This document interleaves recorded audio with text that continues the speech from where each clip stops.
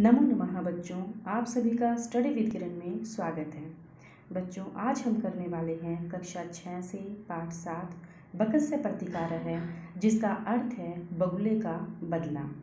पाठ का अभ्यास का देरी न करते हुए हम अपने पाठ का अभ्यास शुरू करते हैं। पहला प्रश्न है बच्चों, उच्चारणम कुरुत, अर्थात उच्चारण करिए। तो हम इसका उच्चारण करने के साथ साथ इसके अर्थ को भी जानेंगे।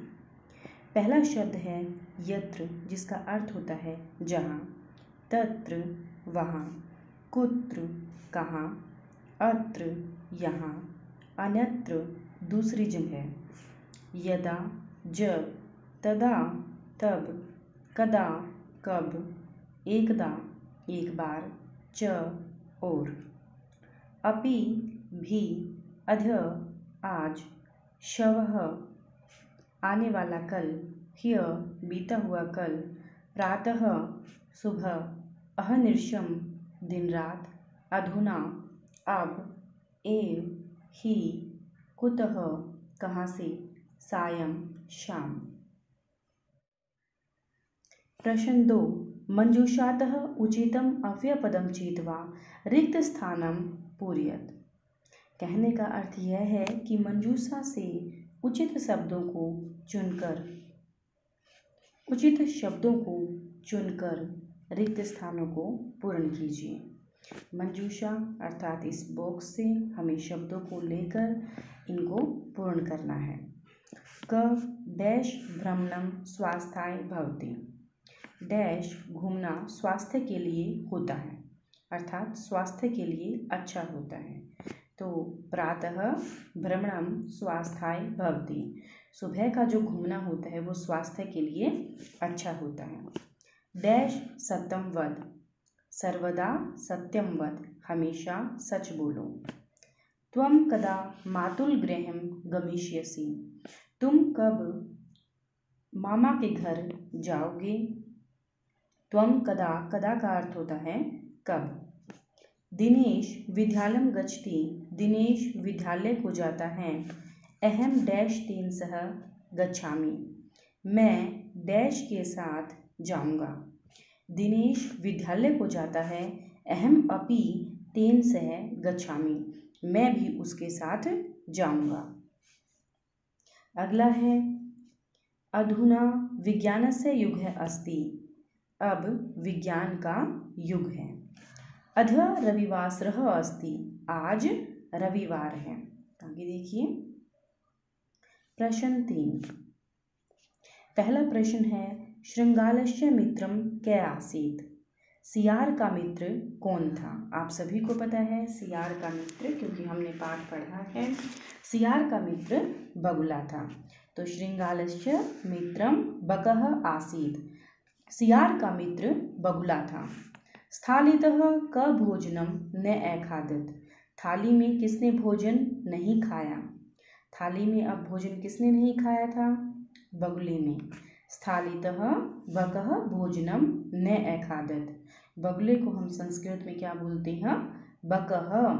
तो स्थालितः बकः भोजनम न अखादत, थाली से बगुले ने भोजन नहीं खाया। बक श्रृंगालाय भोजने किम अयच्छत, बक ने सियार को भोजन में क्या दिया। किम अयच्छत, क्या दिया। उत्तर है बक श्रृंगालाय भोजने शिरोदनम अयच्छत, बगुले ने सियार के लिए भोजन में खीर दिया। क्या दिया था, शिरोदनम। शिरोदनम का अर्थ होता है खीर। श्रृंगालस्य स्वभावः कीदृशः भवति, सियार का स्वभाव कैसा था।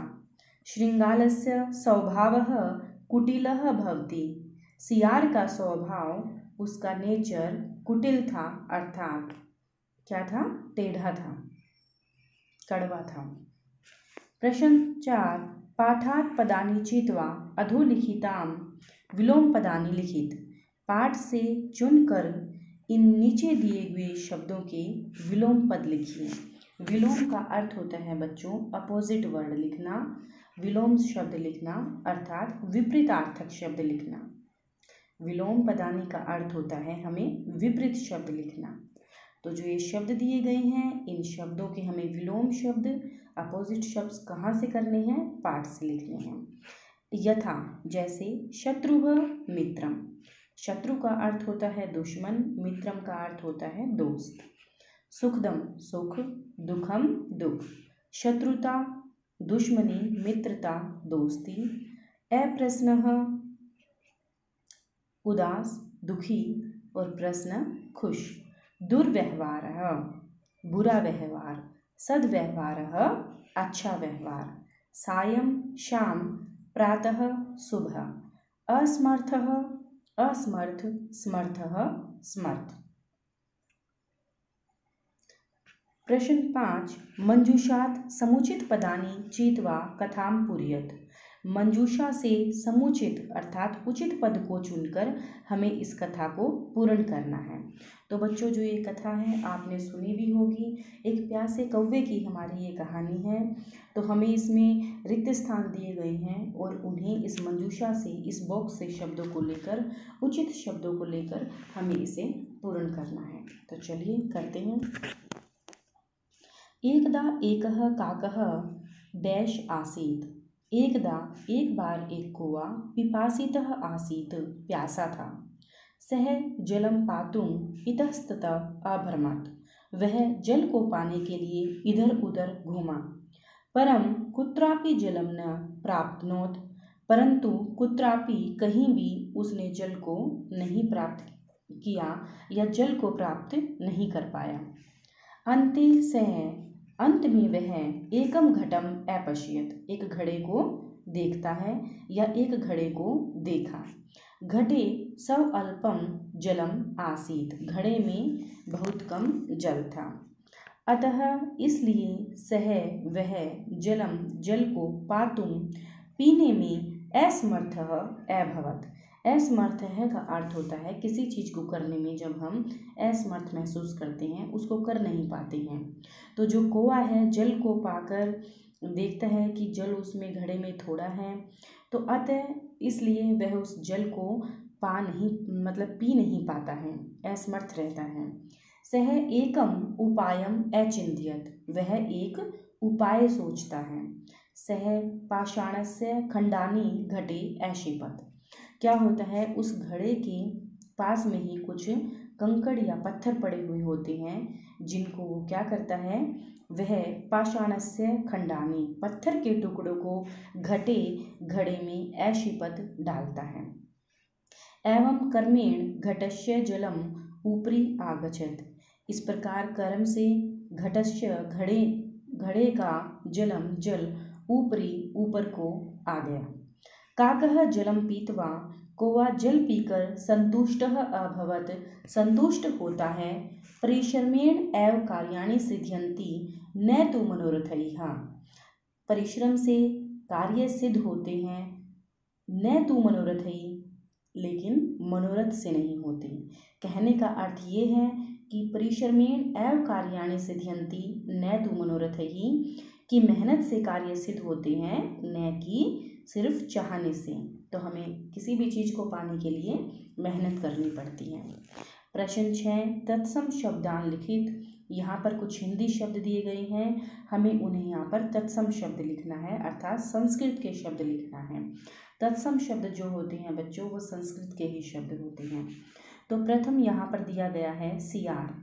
सियार हमारे पाठ में आया है, जिसको हम संस्कृत में जिसके लिए हम प्रयोग करते हैं श्रृंगालः। कौवा, काकः, मक्खी, मक्षिका, बंदर, वानरः, बगुला, बकः, चोंच, चंचूह, नाक, नासिका। आज के लिए बच्चों आपका बस हम इतना ही करेंगे। हमारा अभ्यास यहाँ समाप्त होता है। तो मिलते हैं हम एक नए टॉपिक के साथ अगली वीडियो में। तब तक के लिए धन्यवाद।